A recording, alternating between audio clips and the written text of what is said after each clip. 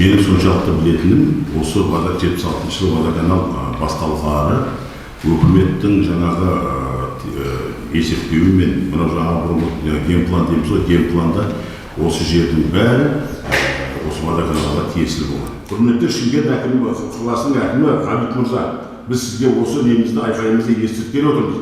Бірақ сізге біз қағаз жүзінде де барады.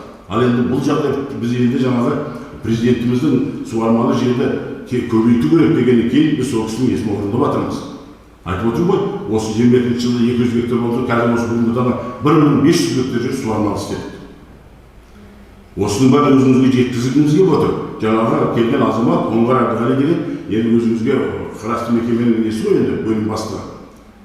Еш нәрсе қолында дәлелі жоқ, елге келіп осындай жаңағы жамандап, осындай жаңағы 16-17 шаруашылықты неғып отыр, жақсы келіп отыр.